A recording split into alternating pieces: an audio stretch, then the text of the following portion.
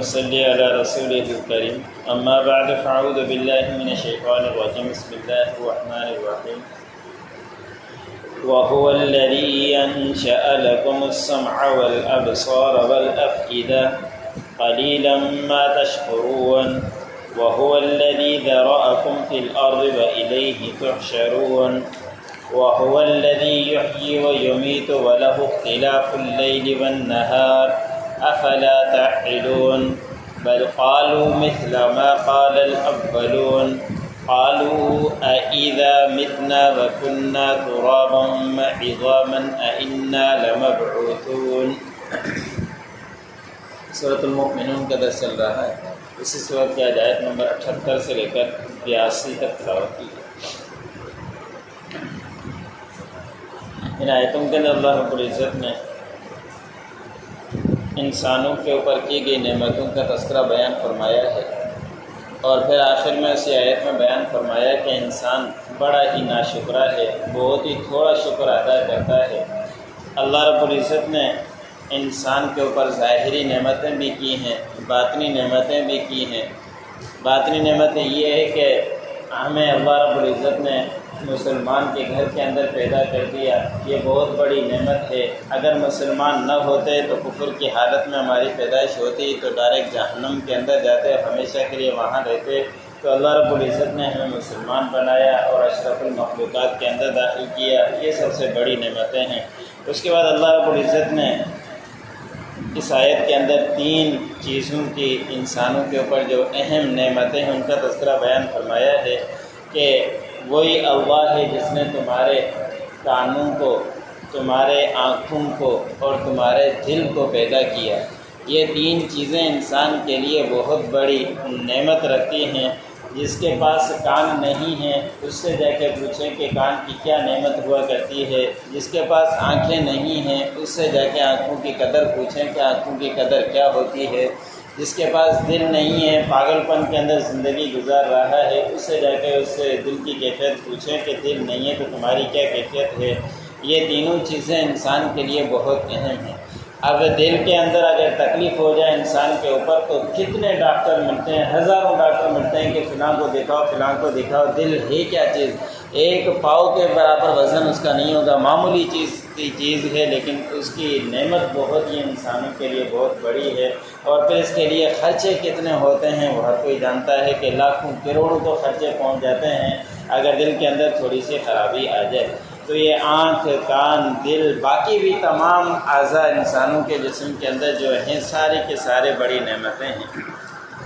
ایک واقعہ کتابوں کے اندر لکھا ہے کہ ایک شخص کے بڑا مالدار بھی تھا، اس کے ایکسیڈنٹ کی وجہ سے جو بال کی بھویں ہیں جو انسان کے آنکھ بار بار وائپر کی طرح خود بخود کام کر رہی ہوتی ہے، نہ ہمیں کچھ اس کے لیے کرنا پڑتا ہے نہ کچھ۔ اور اس کی نعمت کا ایک واقعہ کتابوں کے اندر لکھا ہے کہ وہ بڑا ڈاکٹر اور مالدار تھا، ایکسیڈنٹ کی وجہ سے اس کے آنکھ کی یہ بھویں کٹ گئی کسی طرح۔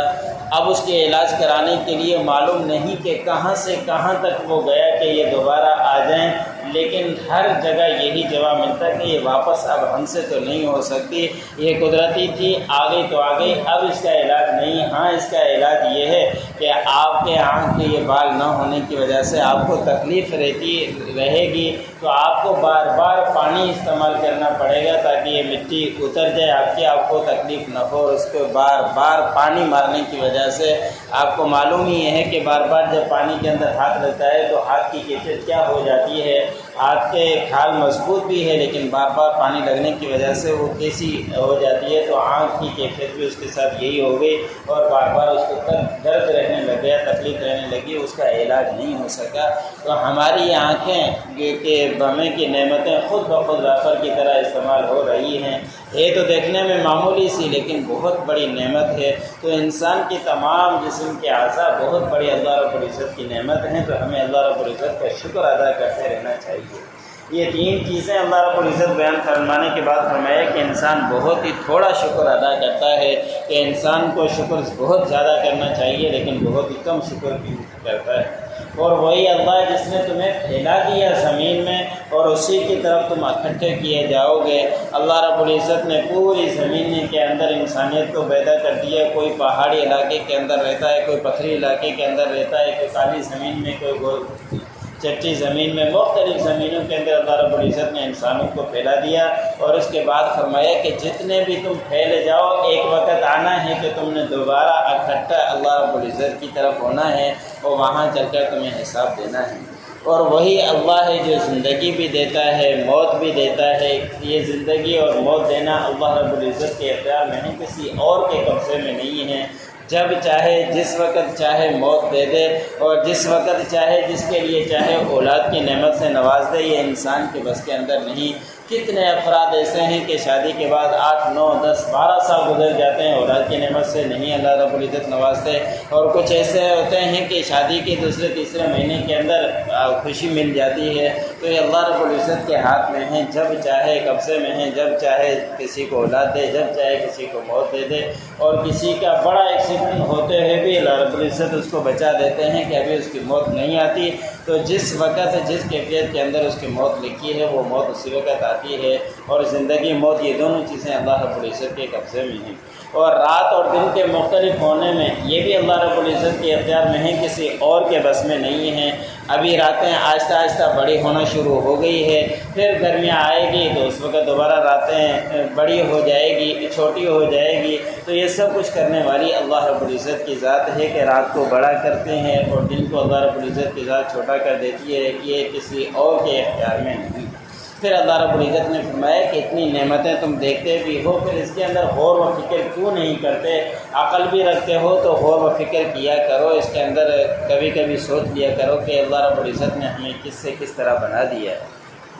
پھر اللہ رب العزت نے فرمایا کہ بلکہ یہ کافر لوگوں کے سامنے جب اس طرح کے تذکرے آتے ہیں تو وہ کہتے ہیں کہ یہ تو پہلو کی ہی کہانیاں ہیں، کس سے ہمیں بتلاتا ہے، اور وہ کہتے ہیں کہ کیا جب ہم مر جائیں گے، ہم مٹی ہو جائیں گے، ہم ہڈیاں ہو جائیں گے، کیا دوبارہ ہم اٹھائے جائیں گے؟ وہ اس اٹھانے کے اوپر انکار کیا کرتے تھے کہ مرنے کے بعد کوئی زندگی نہیں ہے، مر کر ہو گئے تو ختم ہو گئے، اب دوبارہ نہیں اٹھیں گے۔